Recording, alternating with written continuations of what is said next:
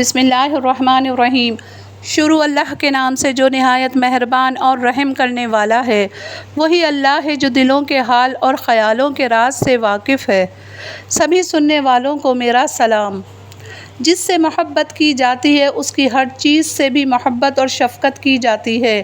یہی حال ام المومنین کا تھا۔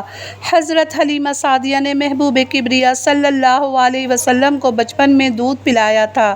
وہ ایک مرتبہ آن حضرت صلی اللہ علیہ وسلم کے پاس آئیں اور بتایا کہ قحط سالی نے انہیں بری طرح تباہ و برباد کر دیا ہے اور ان کے مویشی ہلاک ہو چکے ہیں، لہٰذا اسے 40 بکریاں اور سامان سے لدا ہوا اونٹ عطا کیا گیا۔ اسی طرح ابو لہب کی لونڈی صوبیہ نے حضور اکرم صلی اللہ علیہ وسلم کو چند یوم دودھ پلایا تھا۔ سیدہ خدیجہ نے بارہا کوشش کی کہ اسے ابو لہب سے خرید کر آزاد کر دیں، مگر ابو لہب نہیں مانا، تاہم بعد میں اس نے خود ہی اسے آزاد کر دیا۔ ام المومنین سیدہ حضرت خدیجۃ الکبریٰ فطری طور پر شرافت اور پاکیزگی طہارت کا مجسمہ تھیں۔ حضور اکرم صلی اللہ علیہ وسلم کی قربت نے ان کی سیرت اور محاسن کو چار چاند لگا دیے تھے۔ وہ تا حیات مہر و اخلاق اور محبت و مروت سے اپنے آقا مولا صلی اللہ علیہ وسلم کی حمایت کرتی تھیں۔ دراصل انہوں نے اپنی ذات کو رحمت مجسم صلی اللہ علیہ وسلم کی ذات میں فنا کر لیا تھا۔ مکے کی سب سے زیادہ دولت مند اور باثروت خاتون تھیں، لیکن وہ سب سے اپنے عظیم ترین شوہر کے قدموں میں جاں نثار کرتی تھیں اور جس طرح چاہیں وہ حضور اکرم صلی اللہ علیہ وسلم کی خدمت میں پیش رہتی تھیں۔ حالانکہ گھر میں باندھیوں اور غلام ہونے کے باوجود سیدہ خدیجہ حضور اکرم صلی اللہ علیہ وسلم کی خود خدمت کیا کرتی تھیں۔ ایک مرتبہ بارگاہ رسالت میں حضرت جبرائیل علیہ السلام حاضر ہوئے اور عرض کیا، یا محمد صلی اللہ علیہ وسلم، آپ کے پاس خدیجہ دسترخوان لا رہی ہیں جس میں کھانا پانی ہے، جب وہ آئیں تو ان سے ان کے رب کا سلام فرمانا اور میری طرف سے انہیں یہ بشارت دیں کہ ان کے لیے جنت میں موتیوں کا ایک ایسا گھر ہے جس میں نہ شور و غل ہوگا اور نہ ہی رنج و مشقت۔ نور مجسم صلی اللہ علیہ وسلم سے شادی کے وقت سیدہ خدیجہ بنت خولہ کی عمر 40 سال تھی، لیکن ان کی دل پسند عادات، وفاکش طرز عمل، حضور اکرم صلی اللہ علیہ وسلم سے آپ کے دل میں ان کی ایسی انسیت اور محبت پیدا ہو گئی تھی کہ کسی اور خاتون سے شادی کا خیال تک نہیں آیا۔ حالانکہ اس معاشرے میں دوسری شادی کرنا نہ بیوی اور نہ اس کے خاندان والوں کے لیے وجہ شکایت تھی۔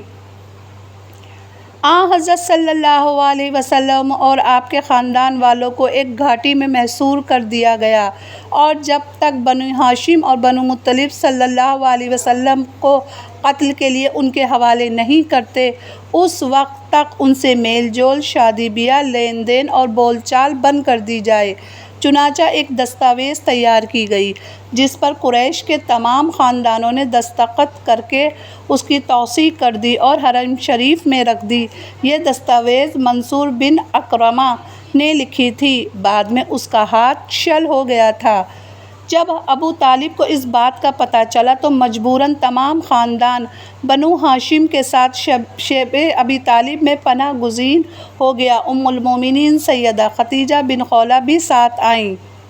اس کی شدت کا اندازہ اس بات سے لگایا جا سکتا ہے کہ حضرت سعد بن ابی وقاص رضی اللہ تعالیٰ عنہ فرماتے ہیں، ایک مرتبہ رات کو سوکھا ہوا چمڑا ہاتھ آ گیا، میں نے اسے پانی سے دھویا، آگ پر بھونا اور پھر پانی ملا کر کھایا۔ 3 سال تک بنو ہاشم اس حصار میں رہے۔ لوگ طلح کے پتے کھا کر گزر اوقات کرتے تھے، تاہم اس زمانے میں سیدہ خدیجہ کے اثر سے کبھی کبھی کھانا پہنچ جاتا تھا۔ ایک دن حکیم بن حزام نے، جو حضرت خدیجہ کا بھتیجا تھا، تھوڑے سے گیہوں اور غلام کے ہاتھ حضرت خدیجہ کے پاس بھیجے۔ راہ میں ابو جہل نے دیکھ لیا اور چھین لینا چاہا۔ اتفاق سے ایک اور کافر ادھر آ گیا، لیکن اس کو رحم آ گیا۔ ابو جہل سے کہا، ایک شخص اپنی پھوپھی کو کھانے کے لیے کچھ بھیجتا ہے، تو کیوں روکتا ہے؟ آخرکار قریش کے وہ لوگ جن کو بنو ہاشم اور بنو مطلب سے رشتہ داری کے تعلقات تھے، ان میں سے کچھ رحم دل لوگ اس ظالمانہ معاہدے کے خاتمے کے بارے میں سوچنے لگے، لیکن ہشام بن عمرو نے حضرت ام سلمہ کے بھائی زبیر بن ابی امیہ، بنو اسد کے سردار عاص بن ہاشم اور زمع بن سعد کو اپنا ہم نوا بنا لیا اور قریش کی مجلس میں گئے، اور زبیر بن ابی امیہ نے کہا، اللہ کی قسم میں ہرگز نہ بیٹھوں گا جب تک اس ظالمانہ کی دستاویز پھاڑ نہ دی جائے۔ ابو جہل چیخ کر بولا، وہ ہرگز نہیں پھاڑی جائے گی۔ ابو جہل کی مخالفت میں آوازیں بلند ہونے لگیں۔ ادھر شیب ابی طالب میں حضرت جبرائیل علیہ السلام نے آ کر حضرت صلی اللہ علیہ وسلم کو بتایا کہ قطع رحمی کا جو مضمون تھا اسے دیمک نے چاٹ کھایا ہے اور صرف اللہ کا نام رہ گیا ہے۔ آپ نے چچا ابو طالب کو بتایا اور فرمایا، قریش کے پاس جائیے اور ان کو یہ بات بتائیے۔ چنانچہ وہ چند ساتھیوں کے ہمراہ اس مجلس میں گئے جہاں پہلے سے ہی دستاویز کو پھاڑنے کے بارے میں گفتگو ہو رہی تھی۔ اہل مجلس انہیں دیکھ کر خوش ہوئے اور آنے کی وجہ دریافت کی تو کہا، تحریر دیمک چاٹ گئی ہے، صرف اللہ کا نام باقی ہے، دستاویز منگوا کر دیکھ لو، اگر میرے بھتیجے کا بیان غلط نکلا تو تمہارے حوالے کر دوں گا، پھر تمہیں اختیار ہے۔ ابو طالب کی بات سن کر حاضرین نے کہا، تم نے انصاف کی بات کہی ہے۔ چنانچہ دستاویز منگوا کر دیکھی گئی۔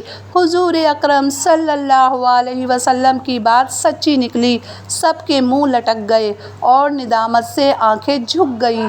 یہ کہہ کر ابو طالب واپس لوٹ گئے۔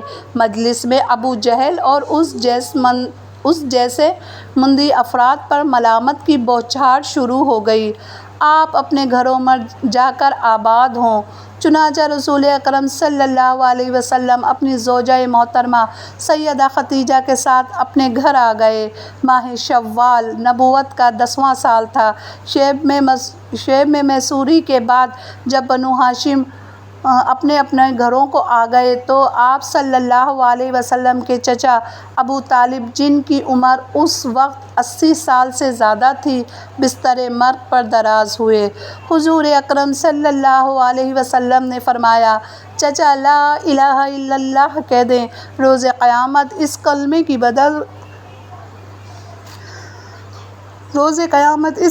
کی بدولت سے شفاعت کر کے چھوڑوں گا۔ کہنے لگے، اے میرے بھتیجے، اگر مجھے قریش کا یہ ڈر نہ ہوتا کہ وہ میرے بارے میں یہ کہیں گے کہ یہ کلمہ موت کی بے صبری کے خوف کی بنا پر کہہ رہے ہو، تو میں یہ کہہ کر اپنی آنکھیں ضرور ٹھنڈی کر لیتا۔ پھر ابو طالب نے چند اشعار کہے جن کا ترجمہ ہے، آپ نے مجھے دعوت اسلام دی اور میں جانتا ہوں کہ آپ ہمیشہ سے میرے محسن اور خیر خواہ ہیں۔